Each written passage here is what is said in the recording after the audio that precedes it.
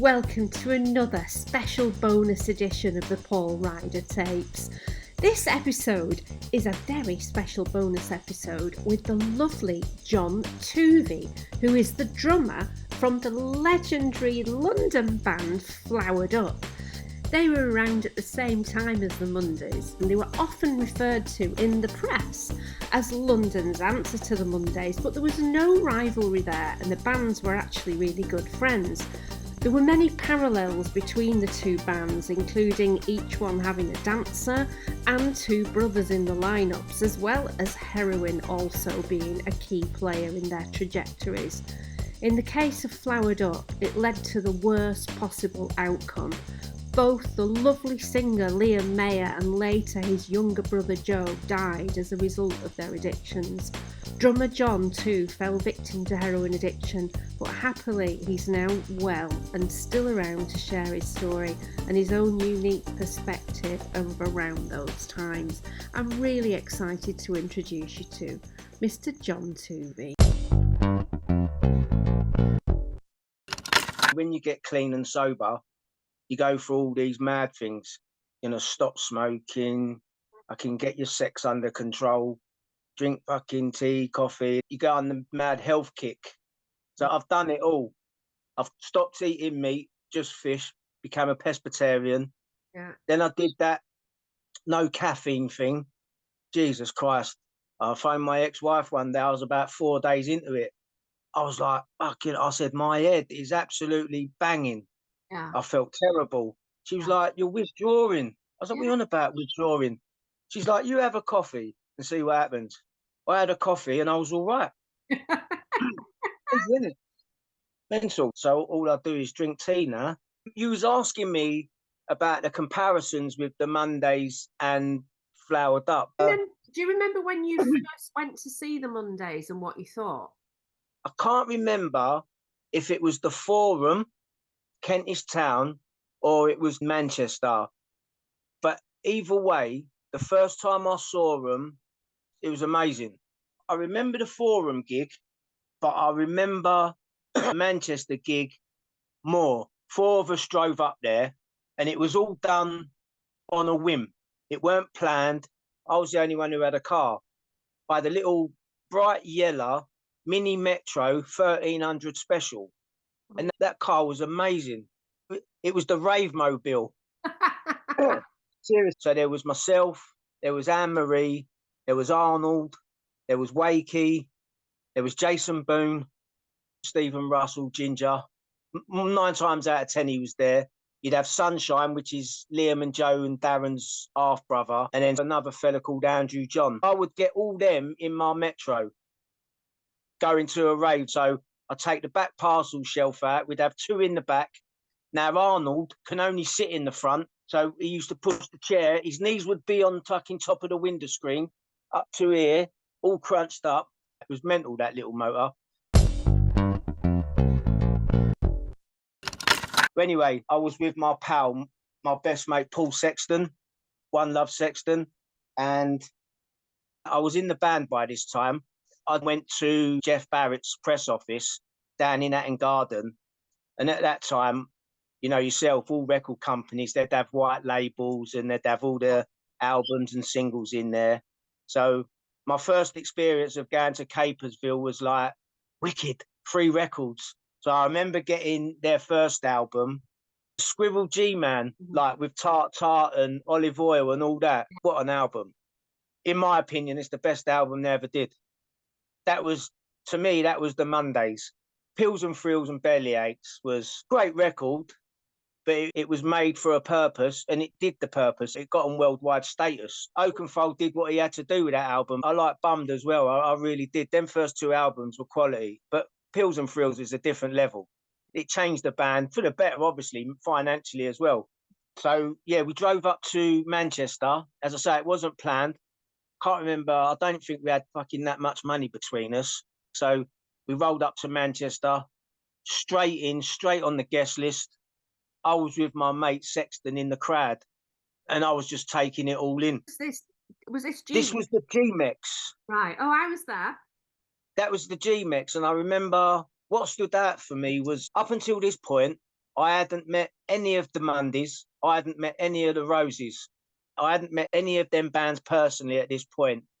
My first introduction to the Manchester scene was the Roses. If you also ask me who's the better band, they're two different bands. Yeah. They both bring something to the party. They're both musically different, people like different kinds of personalities, but both camps are good camps. You know what I mean? I couldn't pick. When I first heard that first album by the Roses, it did blow me away. I think more so being a drummer, because Rennie's he's just something else on that kit. But anyway, so we arrived in Manchester, got in, no aggravation. Off of the main hall there, they had like another room which was for guests, VIPs and all that. As me and my pal Sexton, One Love, walked into the VIP bit, as I'm walking in, Ian and John are walking towards me. Now, at this point, Flowered Up are only known by name. I don't even think the Roses and that were that much aware of what we were doing. And we had these fucking stupid hats made, like a bucket hat, but it was made out of felt. And it was orange and purple, the same colour as the flower. And it had epoxy flower on it. I remember having one of them on, like thinking no one's going to know. Like, but I had a handful, I had badges as well. So I was giving people badges. So as I've walked in, they're walking out. Now, they don't know me. I don't know them. But I've introduced myself and I've not mugged myself off, gone like, I'm John from Flowered Up. I've just gone, you know what? I was like, nice to meet you. I was like, top tunes, top album. Both really nice guys, but obviously they didn't know me then proper. So they've just gone off and done their own thing. And then as we were getting a drink, remember Candy Flip? Yeah. Strawberry Fields Forever, fucking through the teapot. But end up meeting them. There was two of them in there, weren't in the band, weren't there? I don't remember. There was. What was the hit single they had? Strawberry Fields Forever. I think the video is them singing through a teapot or something. It's all kind of trippy. But anyway, sorry. Got chatting to the lead singer from Candy Flip. I'm not slagging him because I don't know the guy, but he was like, I'm the lead singer of Candy Flip. I was like, I know, because they were riding high in the charts with that, weren't they? They was on every radio station, every music station. So it was hard not to know who he was. Do you know what I mean? He didn't need to tell me, but I found it quite funny. Spent quite a bit of time just chatting about all sorts. He was a really nice guy. And 808 State came on. I liked them because they was something new and they're different, and they was doing that. It was the rave thing as well. I thought they was top class. I thought they were brilliant. Yeah. Their light show was amazing as well. I remember them being fucking on top form. And then the Mondays come on, and that was just mental. It was mental. Just his bass line, can't fit the song. Think it might be performance. But then it just comes. Yeah, I think it's performance. But the way it comes in, his bass line, and then Gaz just hits the drums, and it's like fireworks going off. The gaff was just like fucking rocking. It was mental. Yeah, it was proper good. I think Rowetta made an appearance that night on the stage. I just thought, yeah, this is something else. I hadn't been to gigs like that. Gigs that I'd been to prior to seeing the Roses and the Mondays was Springsteen at Wembley, Genesis at Wembley Stadium. This is U2 at Wembley Stadium. I'd seen Dire Straits. I'd seen Eric Clapton. Yeah. So to enter arenas and see bands like the Roses and the Mondays doing what they're doing, and like our generation just giving it everything and all, it was just. So it was good. How old were you then at the GMEX gig? It 19. I'd have been 19. Right. When you were on the journey back to London the next day or whenever it was, what were you saying? What was being discussed? When the gig finished, that's when it was said they're having a party in the hotel. They've booked the whole floor. And I can't remember why we didn't go and why we came back. But we didn't hang about after. We just came straight back. On the way back, I think I just crashed out because it's a long old drive back to London. Tell me about how that GMEX gig influenced you and the guys. Was it already set in stone what you were going to do? I wouldn't use the word influence.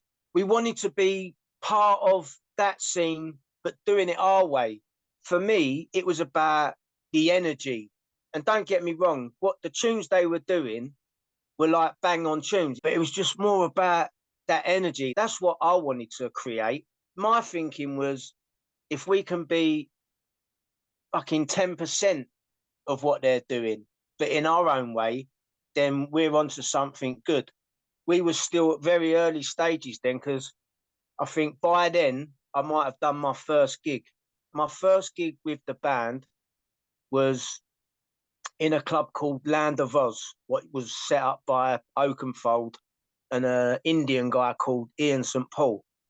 And it was on a Monday night. It was down on Charing Cross Road. I think it's the back of Heaven, somewhere like that. This club, it used to open at 10. The queue for this club used to go all the way down the back of Charing Cross Road, went all the way down and then all the way round to the embankment. The queue was mental for a Monday night. It was crazy. And still then, we only had 3 songs. For my first gig, I thought it was all right. As much as I didn't want to join the band and I thought like there was a load of shit, now I'm involved. So your kind of attitude change. I knew it was going to go somewhere. I knew something was going to happen. Yeah. The way things was panning out. It's about timing and being in the right place at the right time with the right package. And that's what you jumped into, that zeitgeist, that thing that was going on. Tell me a bit about how you would differentiate yourselves from the Mondays. You obviously were your own entity, but what do you think were the subtle differences between the two bands? Musically wise, if you put the Mondays records on and play ours, we don't sound nothing like them. Right. The only comparison is 5 guys in a band, got a dancer. Probably the Barry Moon cult thing, isn't it? That made people jump to that conclusion. I would think, because that was quite a rare thing, wasn't it? Yeah, the only other person to be jumping around on stage with a flower prior to that was Peter Gabriel in Genesis. I'm just going to shut my window. All right. Prior to that, it was Peter Gabriel from Genesis jumping around on the stage with a flower. At first, it was more of a gimmick. It was only till we got to a point where we had enough songs where we could go on a bit of a tour. And obviously, the more we played, the better we got. The position we was in, we had to play catch up really quick because there was already this buzz about the band. Yeah. There was already the comparison of London's answer to the Mondays, which wasn't orchestrated by any of us from the band. Right. We never set out to be the answer to it. We never set out to be Mondays rip-offs. Right. We were just 5 kids involved in the E scene. We were just doing what they were doing up north. Right. And we just happened to be into the same kind of scene as in the drugs and the music. Yeah. And we were just trying to do our own thing. There isn't one song that I could say, yeah, that sounds like the Mondays, or that sounds like the Roses, or that sounds like the Farm. I think like the Farm, the Mondays, the Roses, ourself, I think we all have different music, but in the same mold. Does that make sense? And I noticed this as well when Paul talked about other Manchester and Liverpool bands. Like, there was real love. Like, there was no kind of rivalry. There was no bitterness. It was like you were on the same side with this. Like, there was a big mutual respect thing going on, I think, between all of those bands. I remember when I first met Paul, I asked him what bands he was into, and he said, "Oh, I really like the Farm," and like Manchester and Liverpool historically are massive rivals, but it was all very much supporting each other and liking each other and showing up at each other's gigs. And I think that's one thing that really struck me about that. No, totally. Our relationship is like when we eventually had enough songs, we went on our first little mini tour. We had about 7 or 8 songs. And we went out on this little mini tour, 3 gigs. So we went to Dundee in Scotland. We went to Manchester and we went to Liverpool. So the reason we went to Dundee was Scottish Jeff was from Dundee. And there was a little firm of Dundeans. Is that a word? Dundeans? No. Well, there is now. There is now. I've made it. Dundeans. So there's this little firm of Dundeans down in London. There's about 5 or 6 of them. They're all living and working down in London. Well, they're all from Dundee. They're all pals who left there and came down south. So anyway, there was a club called Fat Sam's in Dundee. So this was our first venture out of London, and we went up to Dundee, and it was just, do you know what Liam said about, like, we're doing this just to have a laugh? It was the best laugh I've ever had. Seriously, I didn't know about going on any kind of tour. The only kind of time I've been out is away games on football, but nothing like what I'd adventured. You know what I mean? In a tour bus, driving up the M1, fucking loads of drugs, loads of drink. You know what I mean? Not knowing what's in store. It was just mental. It was brilliant. We didn't play Manchester that time because there'd been a balls up with the venue and everything. So we didn't get to play Manchester. But what we did get to watch was Strange Ways riots. We parked right outside the prison, watching them loons on the roof throwing tiles at everything and everyone. So we sat there and watched that for an hour or two. And then we made our way over to Liverpool, where we did the university. And that was just fantastic. But as time went on, wherever we played, if we played Manchester, like, few of the Mondays would turn up, or some of the Roses would turn up. Manny came to a gig or two. I remember meeting Bez for the first time personally when we did Manchester on our first tour. He turned up to the gig, and I'd already met a couple of the farm members. Yeah. And as you say, like what Paul said, there was no animosity. We're just normal guys out there making music, yeah, enjoying the fun of popping a pill or two or whatever, and just enjoying each other's company. It's like if you went up to Manchester, it's like you had people who knew people. We was always welcome. Do you know what I mean? It's like the first time I went to the Hacienda. Kermit took me to the Hacienda. And then within the Hacienda, the Mondays had their own kind of corner. Right. So when I've gone into the club, I can't remember who was there because I ain't gonna lie, I was off my tits. But Kermit was like, no, come over here. It's like they had their own sort of crowd and corner. So I remember a few of them being, I remember Bez being there. I remember Shaun. Can't remember if Paul was there. Mark wasn't really one of them people out, was he? He was in a relationship and he wasn't really a big raver like that. No. I remember Mark and Paul, and I think it was PD. I can't remember. I don't know why they was in London, but we done the Underworld, and they came down that night. We played the Underworld, which, to be honest, it was a really good gig. It was in our hometown. It was in Camden, and the gaff was rocking. We had it really rocking. And then after the gig, I remember being in Mark and PD and Paul's company, just having a drink in the corner, having a chat and that. And that was probably one of the very first times that I'd been in their company, being able to talk, because you know what it's like at gigs. Got their little family bit going on, and they've got their own little mates. So even though you're backstage and in their area, there's all shit going on, because it's like they're going on stage, they've got their own thinking going on, there's drinks going around. But that night after the Underworld was all right, because it's like we were just having a chat, just talking about what they were doing, where we was at, getting praise from them. Oh, that was good. Joe loved Mark Day's guitaring. Yeah. Joe just said, like, some of the guitar licks on their songs, he just said, like, it's just real simple stuff. I'm not saying like he influenced Joe, but Joe recognised his talent for simplistic guitaring. So there was all that stuff going on. It was just more admiration than trying to copy what they're doing or being influenced. We were just lucky to be, as you said, timing. We were just lucky. I think at the very start when Liam and that saw them, might have triggered, because I wasn't there, so I can't say, but from when I first saw the Mondays at the G-Mex, I just thought, I want to be doing that.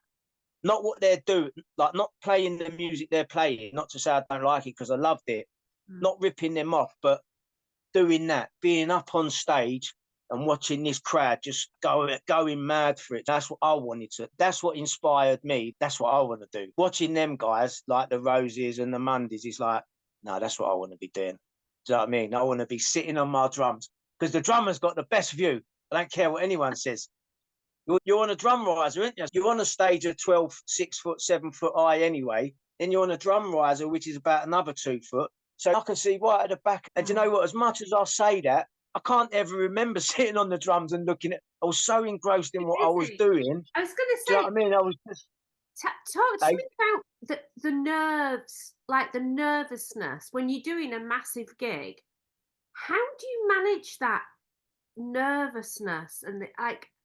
Do you ever just want to run away before you even start? Like, how bad do the nerves get? I never had them. Never had I them. never had them. Never, I'd already been in that band for a year or two, so I was used to playing. I never got stage fright. Obviously, stepping into the Flowered Up Arena, obviously it got bigger and bigger. Yeah. I'm just sitting here thinking, I was never nervous. I don't know if it's because I'd consumed a few beers beforehand. The only things that would bother me, and it wasn't nerves. We did a gig in Holloway Road at the Rocket, and we did the sound check, and the sound for me was really bad. Acoustics in the room was terrible. What was happening? We was playing, and the like obviously sound waves, they was hitting the wall and bouncing back. So as we're playing, you're getting the music going out, but the music coming back. And that was not nerves. That was more struggling to trying to. It's like trying to play a drum beat with someone else playing a drum beat on top of you, but a Horrible. different pace. So it was more of a struggle. That gig always sticks in my mind. But the worst thing I did on that night was to fucking snort a gram of coke before I went on stage. Now, talk about make things worse for yourself. Do you know what I mean? That's the worst thing to do because that speeds you up anyway. I'm having difficulty, but as nerves go, no, I was never really nervous. In fact, I used to like, yeah, let's just get on and do it. When I did the first gig, can't really. It's too long ago, but I don't remember being nervous. Probably a bit apprehensive. Right. Do you know what I mean? Like, shit, this is like just what things what go through your mind.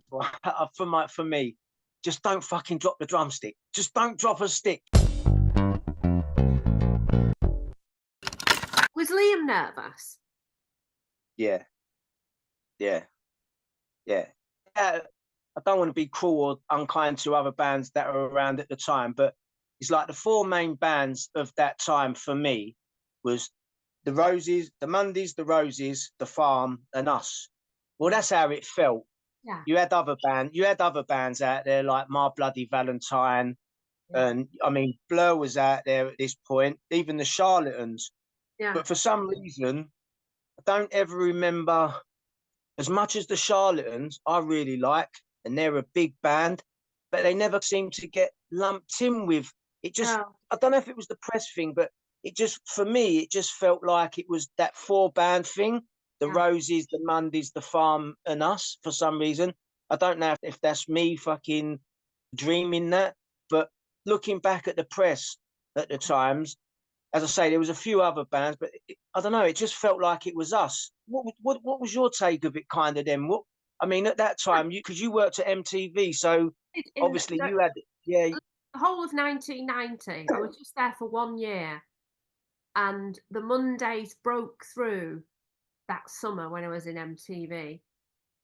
I don't know, I kind of have a warped perspective because oh, thanks for using that. That's the kind of word I don't know if my thinking was a bit warped, a bit one-sided. within that scene, that was the basket of bands that were in that, like New Order are related, but they're not quite in that basket. But yeah, it'd be the Roses, the Mondays, the Farm, Flowered Up, and now I'm struggling to think of who else would be in that mix. So I guess what ties the four of those bands together are, with the exception of Rowetta, all male, all working class, all not coutured by the music industry, not like dressed up like Culture Club or Duran, not styled in a kind of conventional record company styling. It was like the 90s version of punk, really, isn't it?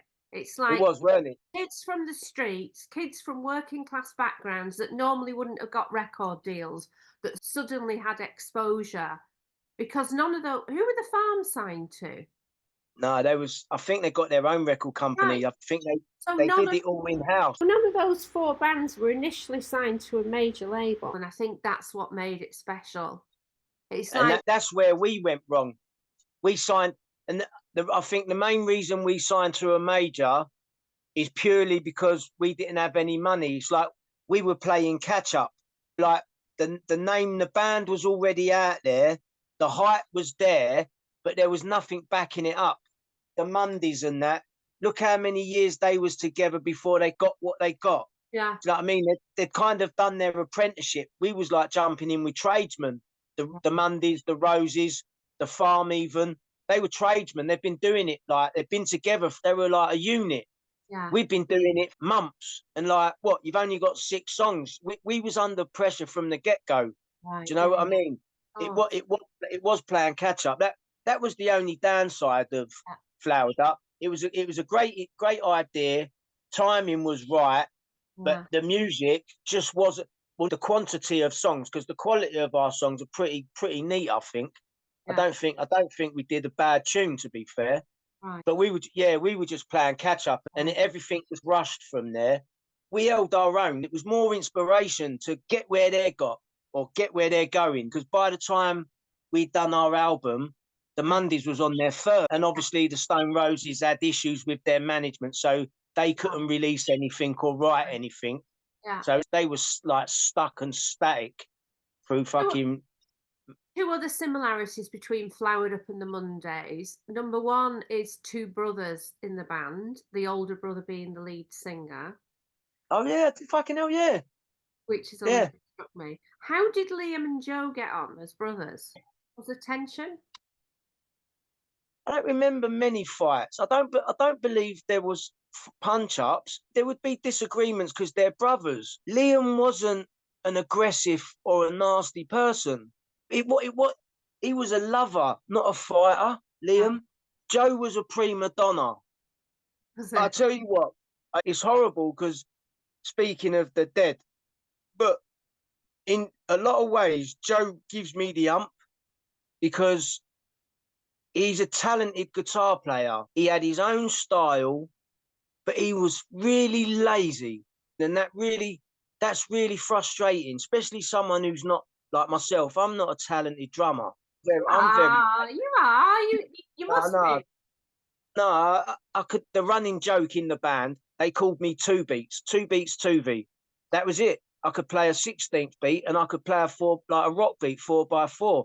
I'm not technically gifted. You know, I had to work hard. I can hold a beat and I can play along and I can fit into the band, but I'm not a wild, flairish drummer. I'm not all over the drum kit technically gifted. Most people But couldn't play the drums and be in a band. Like, even just being able to be in a band and pull that off means you've got some talent.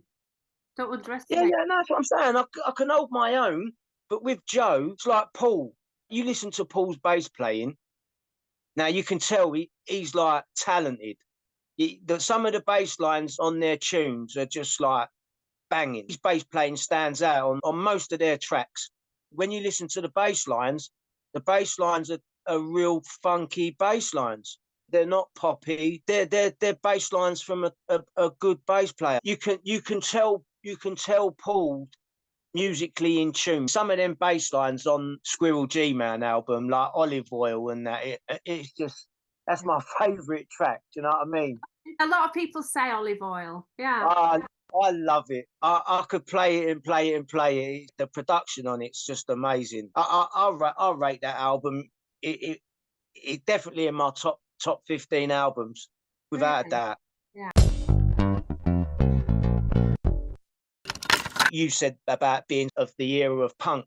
We always used to call our sound dunk, D-U-N-K, dance punk. That's what we was trying to achieve. We wanted people to dance to our indie music.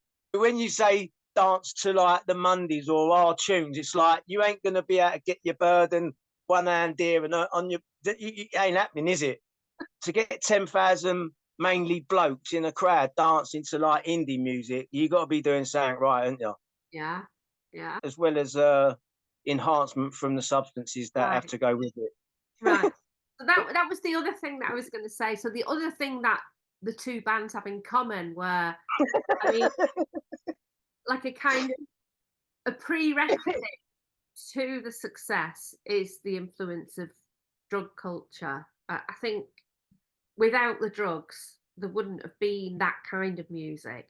But then ultimately, It wouldn't have been that much hysteria, that's for sure. right, It still might have happened, but right. it went hand in glove, didn't it? But also, it led to the demise of the Mondays definitely for a good few years, and kind of never really totally recovered from that. And obviously your band as well. Drugs basically destroyed everything. Yeah, but hold on. For the normal people listening to what we're talking about, when you talk about drugs, you've got to talk about drugs on different levels. Some people have a puff, fair dues. And then some people have a bit of sniff, fair dues. But then when you get into powders, like heroin, and then when you get into washed up cocaine, like crack, then you're on a completely different level. Now, I know firsthand it entered into the Mondays. And I know firsthand it entered into Flowered Up. Well, that's why the farmer's still going strong and still got all their members alive and kicking. Yeah. We weren't that lucky. I know personally Shaun had his issues with the gear as well, Paul, Mhm. and then you had us. So when you talk about drugs, it is the different level of drugs. I've got a book up there written by Anthony Donnelly. Yeah. What a lovely pair of brothers they are, mental. Lovely guys. Even he makes a quote in his book. He reckons we were the kings of drug taking. He said he's never seen people take drugs like we did. There's nothing to be proud of. It's fucking sad, really. But that was the demise. When the heroin came into Flowered Up, that was the end of Flowered Up. That was Right. the end. And the sad thing is, it came in very quick. It came in within the first 9 months of the band. Where did it come from? How do you make the transition? Is it that you think, because I get away with a puff, because I get away with the odd line here and there, I can get away with a bit of heroin? Like, what goes through your thought process? The day I first took it, I never set out to take it. So where I grew up, King's Cross was rife. On the front line of King's Cross, it was rife with heroin addicts.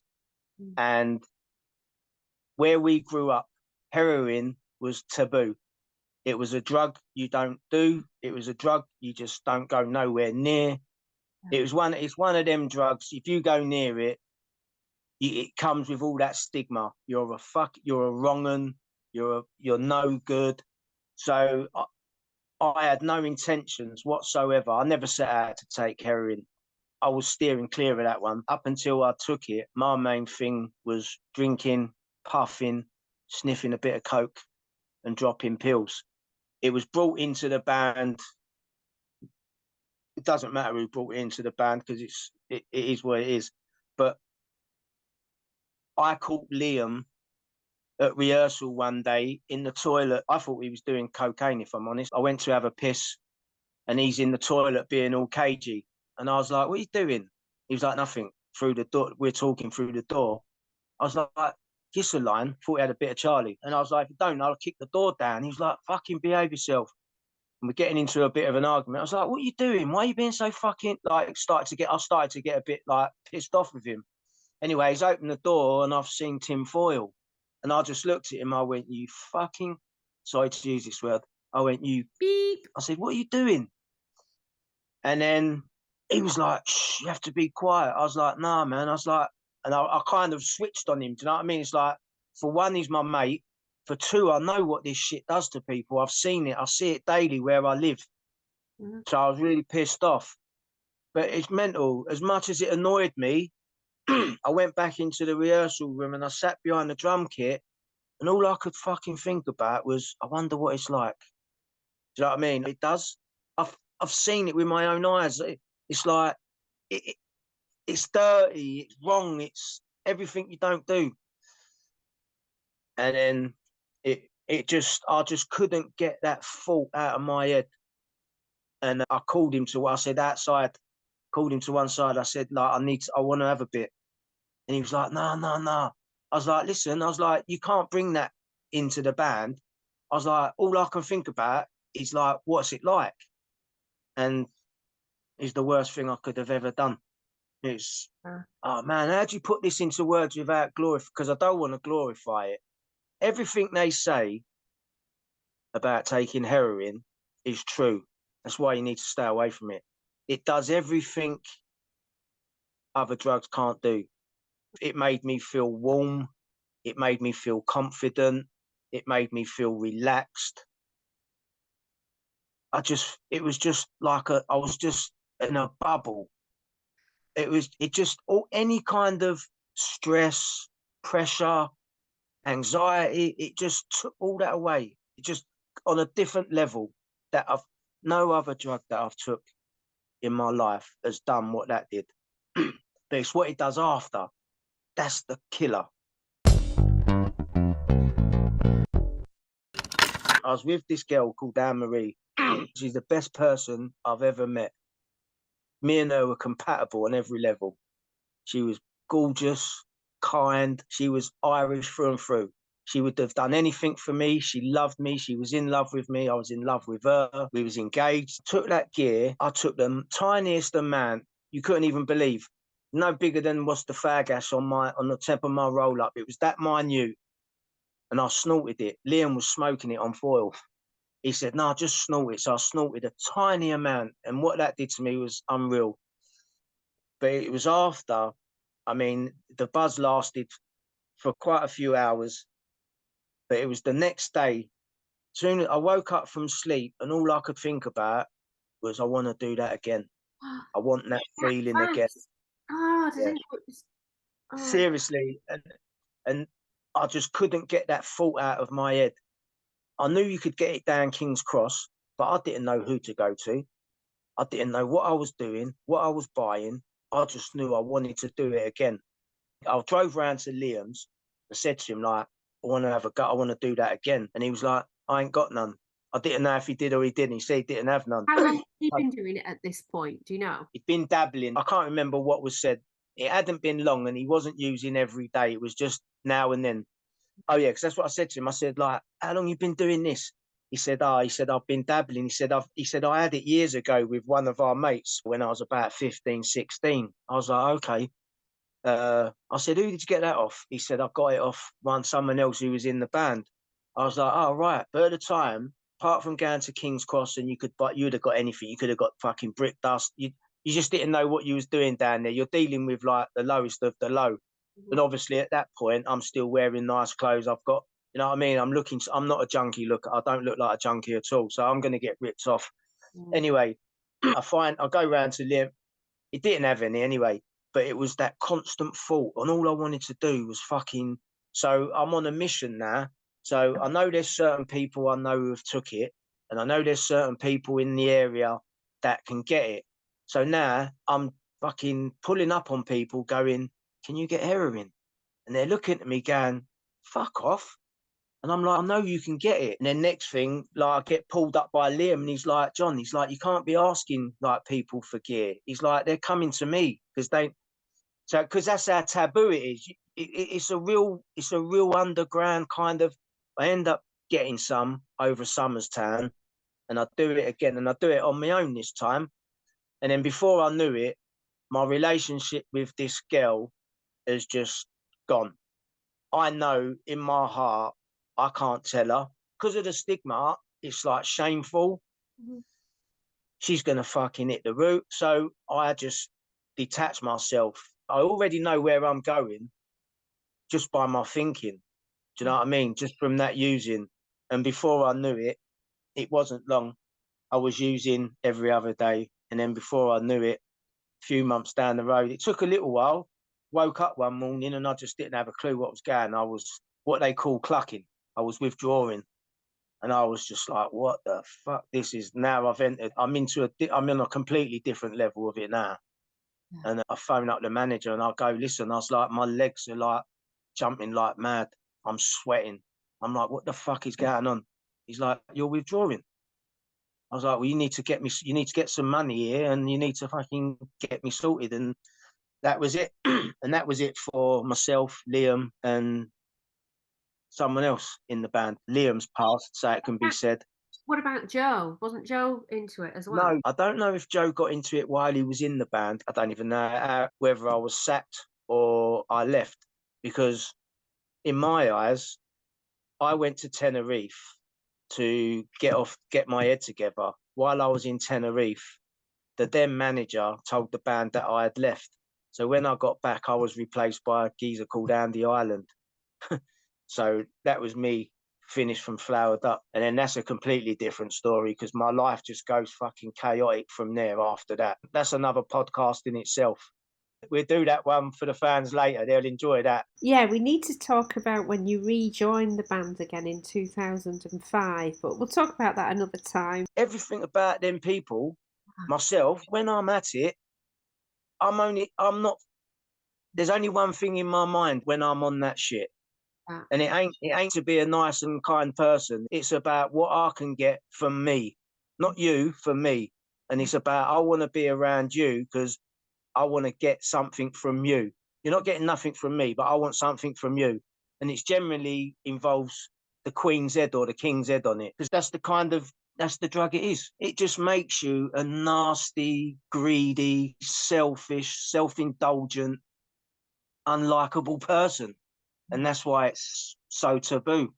But anyway, you spoke about it, you and Paul, so you know it. You know what I'm saying is true. Mhm. But thankfully, it ain't like that for me today. Thankfully. Yeah, I was going to say, do you want to just make that clear that you did end up coming back? Yes. free? So basically, in 2001, after many attempts at rehabs and treatment, I went off to treatment in 18th of October 2001 to Diana, Princess of Wales Treatment Centre, where I completed primary and secondary, and I got 16 years clean and sober. Anybody who don't understand what clean and sober means, that means no drinking, no puffing, no sniffing, no booting, chasing, nothing, no drugs whatsoever. Sadly, 2017, 2018, I relapsed after 16 years, and I was back out there. The term we use, back out there, means using. I ended up falling off the wagon. People might understand that more. I fell off the wagon for 3 years, and it was a tough 3 years. It cost me a lot. It cost me a relationship with my wife, now my ex-wife. It cost me a relationship with my children, which is still strained, even though I do speak to them. It cost me my home. But thankfully, having good family and good family members, I was invited back into the fold. I got the help I needed, thanks to a good key worker, Martin Dickinson, who's a good friend of mine now. A bit of medication and a bit of loving and caring for myself again. I'm doing all right. And it's going good. I'm no longer doing what I was doing 5 or 6 years ago. Brilliant. Yeah, it's tough, but it's all right. It's better than using. Yeah. Yeah. Congratulations. Yeah. That's a massive achievement. And I think it's probably, you can tell me, is it harder the second time round to get clean than it was the first? Yeah. Yeah. The first time, from 1994 to 2001, I was constantly fucking trying to get clean. I'd have periods where I'd fucking hate being on the gear. You know what I mean? I'd hate what he'd done to me. And then I'd have moments where I'd be in love with it again. Like, you know what? I'm happy being a junkie. So it was that roller coaster ride for a long time. A couple of times I went to treatment. It's like I went to treatment for my nan, and then I went for my mum and dad. And then when you're doing it for other people, it doesn't work. You get clean when that person decides, you know what? Enough is enough. I'm sick and tired of being sick and tired is a word they use in rooms that we frequent. And they're not self-help groups. They're good places to go. There's help out there when people need it. I'm going to say it. AA, NACA, the 12-step fellowship, they're out there, man. There's people doing it, and there's people there to help. So in 2001, after coming out of jail, I was just like, I'm not doing this no more. You know, by this time I've got 3 kids, and it's just like, nah, I've had enough. And as I say, I ended up getting 16 years. Yeah. Anyway, but yeah. Amazing. It's all good. It's all good in the hood. We'll put it this way, if I was using, I wouldn't be able to do what I'm doing with you now. I No. couldn't do it. And I wouldn't be looking this beautiful at 53 if I was still at it. Very good. Very good. So tell me what your plans are now as a clean and sober person with a fresh start. What's on your agenda now? I'm in the process of sorting out some stuff with what's gone on recently with the band. I'm in the process of trying to sort that out. I'm in the process of trying to acquire some accommodation for myself, like my own accommodation. I moved out of London. So kind of life is all right. I needed to take it easy for a little while. After that relapse, it like you said, was it hard the second time round? It did mess with me mentally. It left me with real bad depression. That's something I never experienced before. That's a tough one, you know. That mental illness and that depression and anxiety and stuff like that. That's a completely different ball game. I'm not one to tell you what to do. It's like unless I've got an experience with a situation, then I kind of give my 2 pence worth. But if I don't have any experience with something, I'm not one of these people to say, yeah, you need to do this or you need to do that, because who am I to say? Because I've not had that experience. So experiencing depressed, when you hear people like about depression and all that, till you've had it or experienced it, it was a difficult period for me. It just wiped me out. You know, it's like some days it just left me crippled in bed. It left me with like real mad headaches. So I had to take some time out, still have counselling. I still go and see my key worker. I've had to battle through that. And so it was like once I'd put the drugs down, then that's kind of the depression, which I never had when I was using before. There's so much more for you to say. Maybe we are you up for doing a live stream maybe as well? I'll make a bonus episode, but you know, like those things you said, we did one with Phil Sachs and we did one with Gaz Whelan where we get like a hand-picked group of fans to come and they ask you questions on the call. Are you up for doing that? That's not a problem. I'd love to do it. Yeah, all right, I'd love to do it. That'd be good because I mean, obviously you've no issues talking. You're not shy, are you? Really, really compelling and like very honest and moving and all those things that make something really, really gripping. So thank you. Thanks for being so vulnerable as well. Really appreciate it. No, man, it's cool. I've really enjoyed it. I've enjoyed talking to you. It's nice. Yeah, brilliant. Thank you so much. Cool. I'll be in touch really soon. Lots of love. All right. Enjoy the rest of your day. Thank you. You too. Have Take a good care. time. See you soon. All right.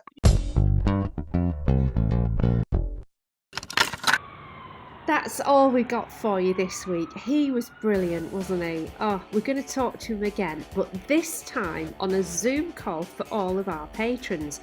Patrons, check your emails for the details. If you would like to become a patron and have first dibs on getting on the Zoom calls with some of our guests, we've got quite a few coming up, go to patreon.com/the Paul Ryder tapes to join up. We would love to have you. We are big arming it up again this week with the first ever Big Arm single, Flashbacks. The video, for those of you who are watching it on video, was shot by me and the kids in New York in about 2005 and was edited by the legendary Kate Dimmock. See if you can spot Chico caught in a shot carrying a tripod. We're going to be back again next week, same time, same place, with another episode. And as usual, if you can't wait for the next episode, you can go to any of the podcast platforms right now where the next episode has just dropped. Please do me a favour and hit the subscribe button so that you're going to be the first to hear about new content that drops. Check out the website at paulryder.tv for links to the socials and the shop. Have a fantastic week, everybody. Big thanks to all of you for being here. Special thanks, of course, goes to the fabulous John Tuvey for being so entertaining and so open and vulnerable. And of course, big thanks and love as usual to the man himself for inspiring this, the legend that is the late, great Paul Anthony Ryder.